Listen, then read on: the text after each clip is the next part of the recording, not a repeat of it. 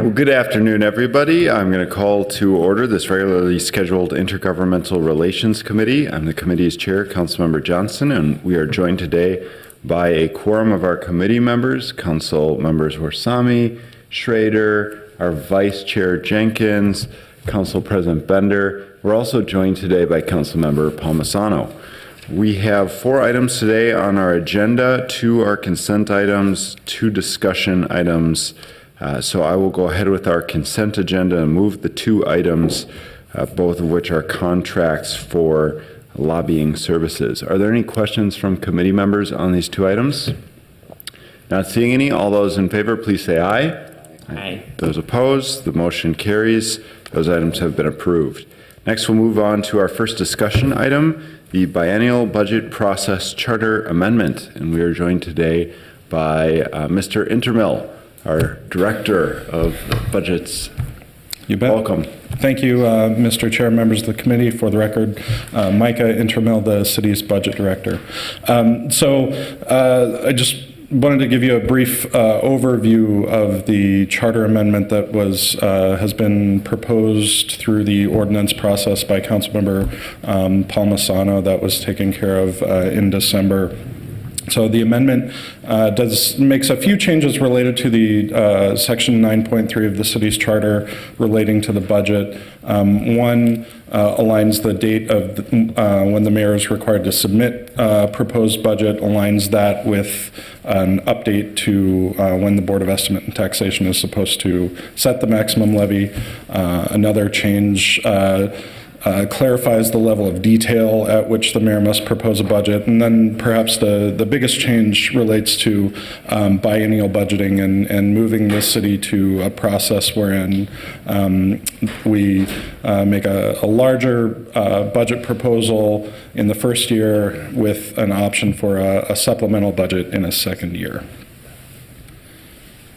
So our current state of affairs as it relates to the budget is that it starts out with an enterprise level, current service level setting. And so the budget office centrally develops assumptions related to how much our current service levels cost, and we build out cost allocation models for rent and vehicles, salaries, et cetera.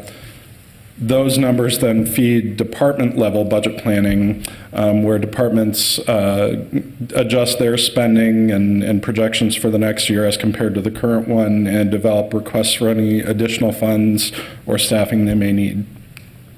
That then feeds into the yellow box in front of you where the mayor receives change item requests from departments or advocacy groups and the public, reviews, looks at those in comparison to their own mayoral priorities and makes decisions about their proposal. Finally, in around August, the proposal is sent to the council for their review and adoption, hearing the mayor's budget, weighing the alternatives contained therein, and making decisions. So this process is really built around funding our current service level, making slight adjustments each year as we go.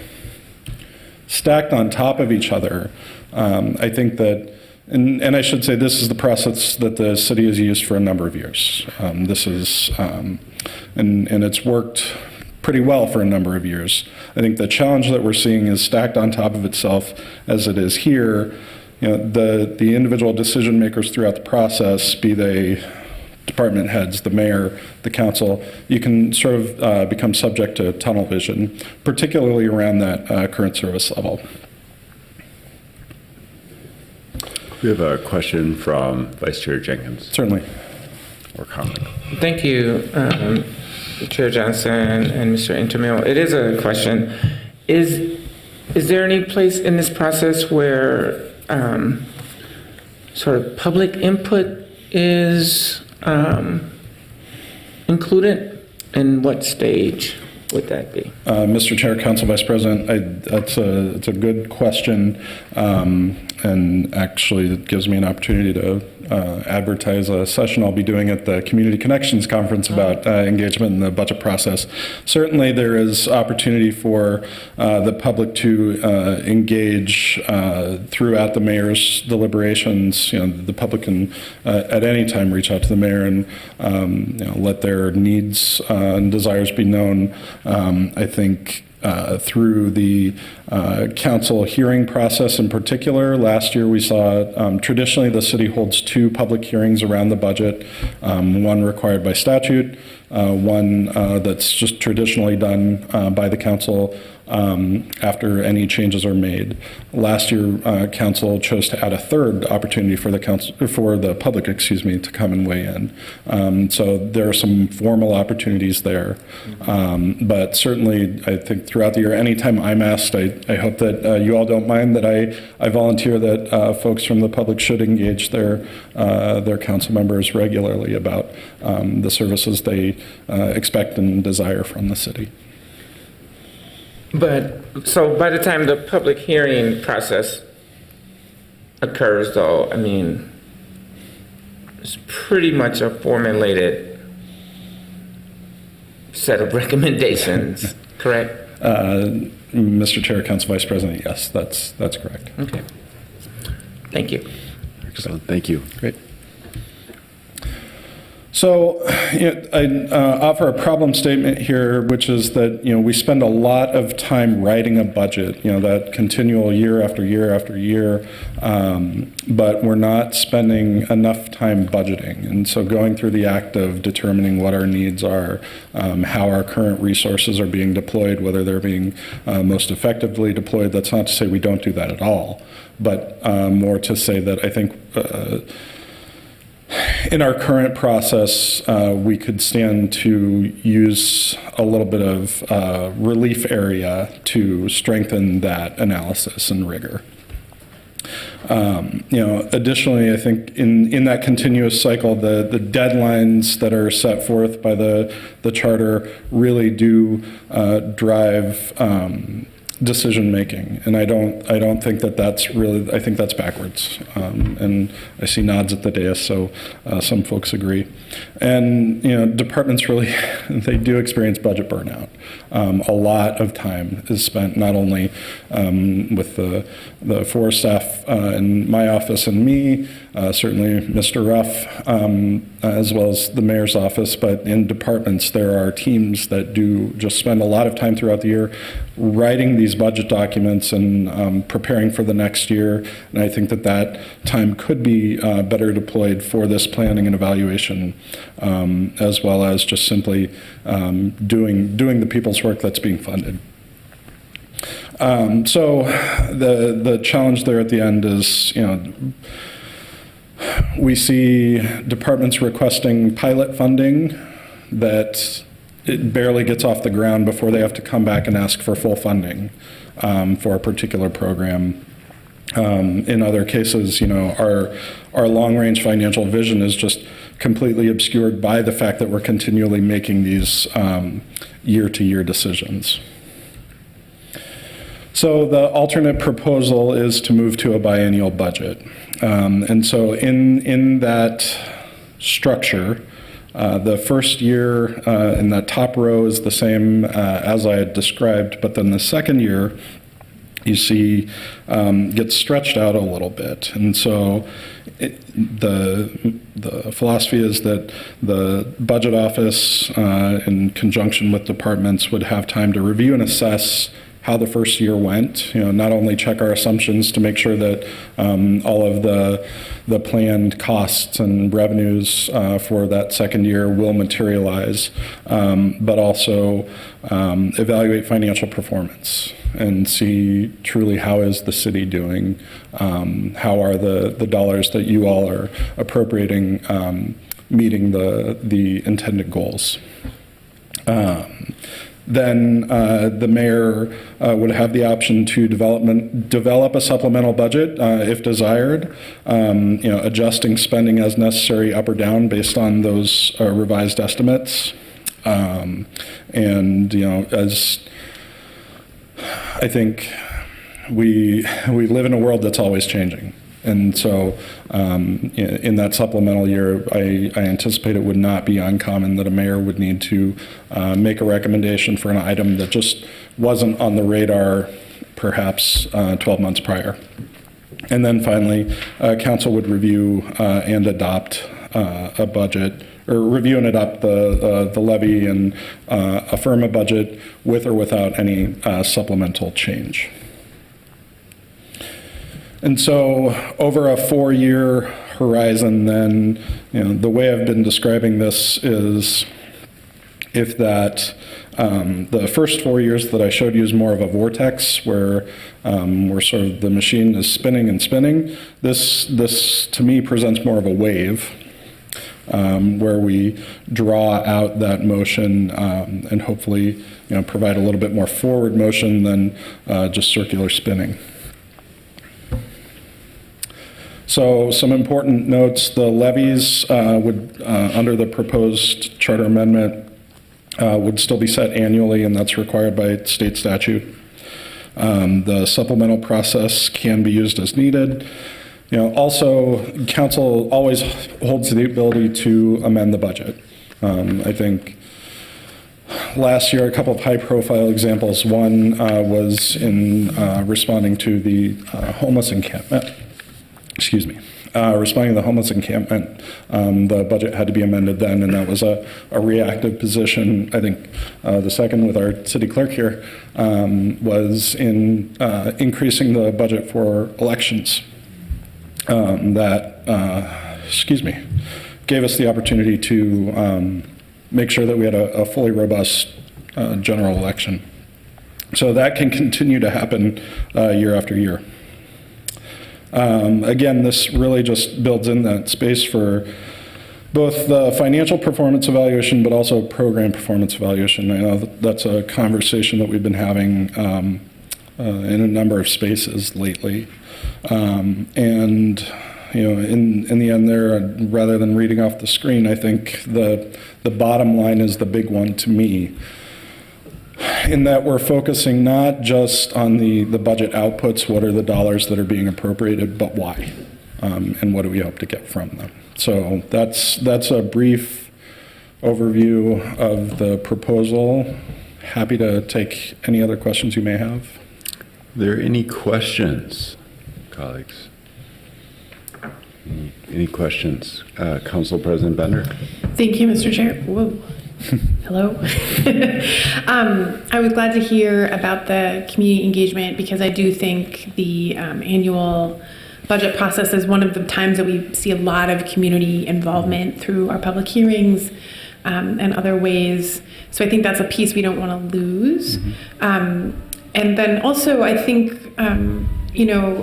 especially in any time that would be a transition, if this were to be pursued, engaging the departments seems really critical to me, especially, kind of picking up on multi-year processes. So Public Works is doing their new transportation action plan.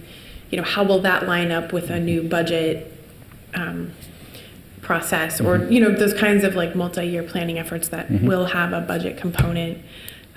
Seems important to incorporate into any kind of proposed transition to a 2-year budget. So, and then kind of stating some obvious feedback, but I'm sure everyone has, kind of understanding what those odd years look like, particularly in any transition time when if there are significant items.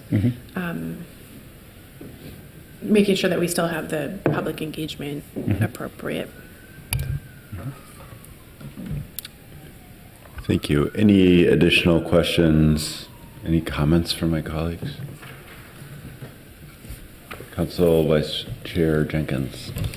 Thank you, Chair Johnson. I guess what would be the process if this change were to occur? Mr. Chair, It's already been introduced. Yep. So the next step in the process, presuming you pass this forward, is that the Council votes on Friday, and then it would go back to the Charter Commission for their review of the proposed amendment language. And then there are a series of dates that follow after that. There would be a public hearing in this committee about a month from now, and then a final vote in early March. The first real change that we would feel is, rather than the mayor's proposed budget for 2020 being due on August 15th of this year, it would be due on August 30th, because to the first comment that I made, there are a few other changes contained in this charter amendment. But then next year, so in calendar year 2020, we would be developing the city's first biennial budget for 21-22. So this change does not require a charter, a referendum. So, Mr. Chair, Council Vice President, I'll defer to the city attorney's office on that, but my understanding, and correct me if I'm wrong, is that the Charter Commission's preference is that this would be a charter change by a 13-0 vote of the council.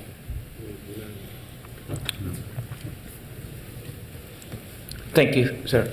Thank you. Any additional questions or comments from my colleagues? Do we want, somebody want to make a motion to move this forward? Councilmember Orsami? I'll make a motion to move it forward. Very good. Any comments, questions? Councilmember Palmisano, did you want to say anything?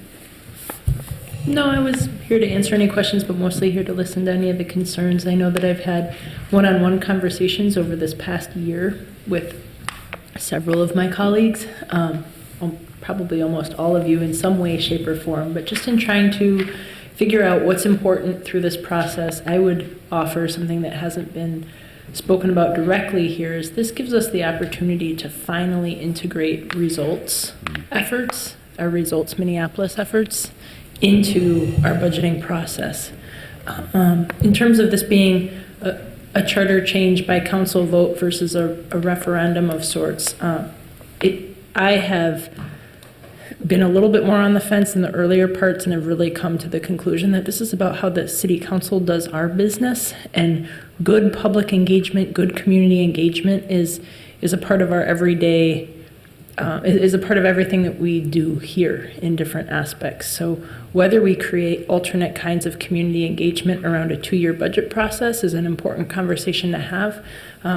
But in conversations with the Charter Commission Chair, Barry Clegg, he feels very strongly that this isn't something to put to voters. This is about how we do our work internally more than anything else. So I'm happy to have more conversations about that. But I understand that that is fully the Charter Commission's intent, is to have this come forward to us, similarly to how we did this last year with the bonding question. So, thanks. Thank you. Good. Council Vice Chair Jenkins?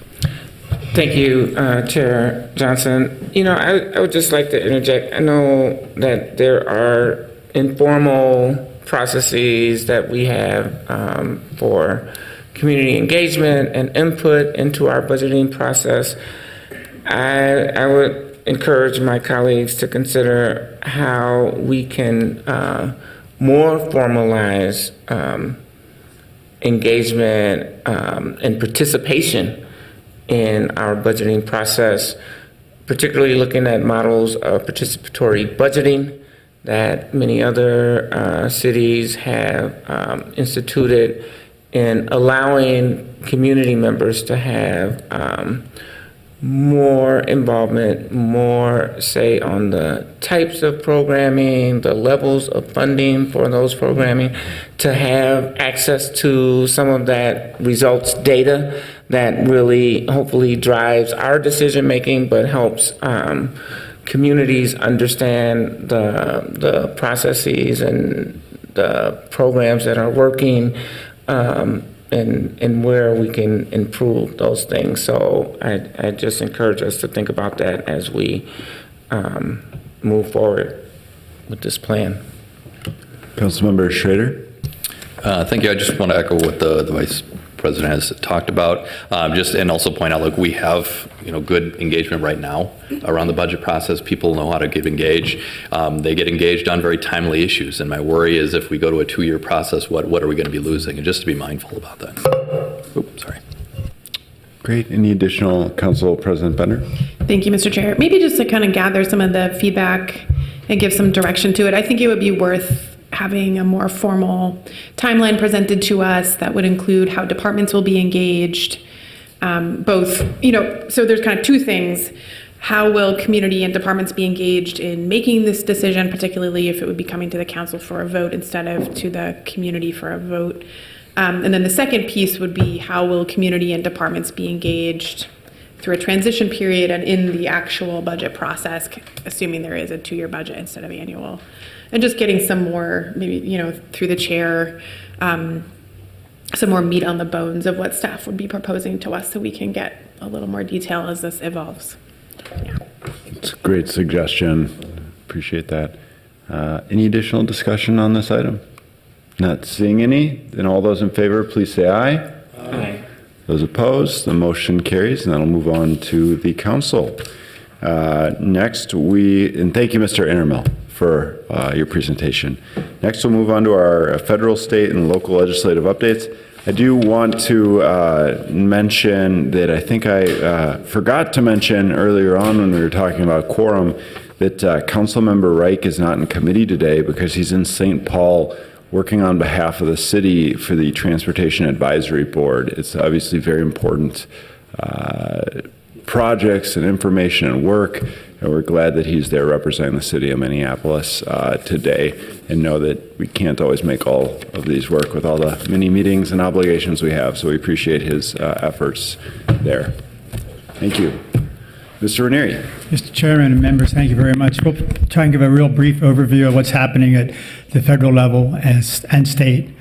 Of course, the major issue at the federal level is there's a shutdown. And the question is, what does that mean for the city of Minneapolis and for the state of Minnesota?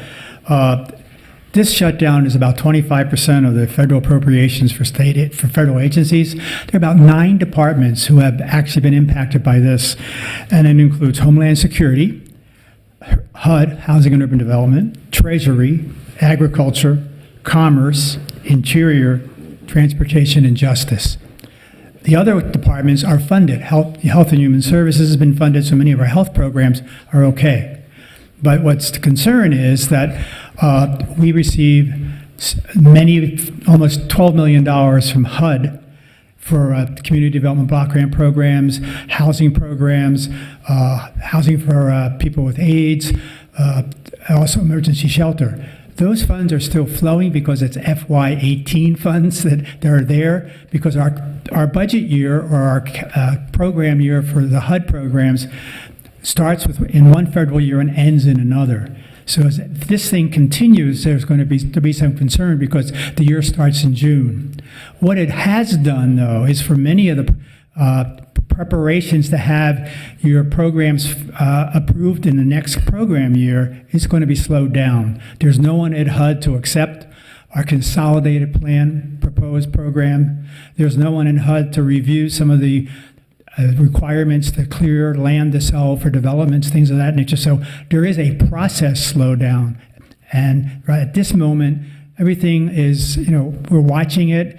There doesn't seem to be any financial, there could be, but right now we're just watching it and really monitoring it. At the state level, the Commissioner of Management and Budget spoke to about 2 or 3 committees over the last couple of days, talking about they receive about $1 billion a month from the federal government for a variety of programs. Many of them are in human services, but they're concerned about some slowdown and cash flow issues, and they may be even fronting up some of the programs. They are concerned also if this thing continues, what does it mean? The other general issue is, what does this mean to the economy? Many people are beginning to be concerned that this could have a slowdown. So that's a shutdown has been a major issue. Other issues at the state is the legislature did convene last week. The House is brand new. The Senate only had 1 new member. The House is doing this week an awful lot of orientation and overview presentations. Ms. Bergman and I have been to many hearings on issues, the only way, all the way from housing to taxes to energy and environment. All of the committees now are posting, many of them have posted on their websites the summaries of the presentations, as well as there's video in all the presentations. There's only been no bills. There may be a few bills acted on soon. The chairman of the Transportation Committee yesterday in the House indicated that he may bring up House File 50, which is distracted driving, next week. So that could be one of the first bills. That's really a brief report, but that's basically what's happening right now. Thank you. Appreciate the report. Are there any questions from committee members? Not seeing any, so we will move to receive and file that item. All those in favor, please say aye.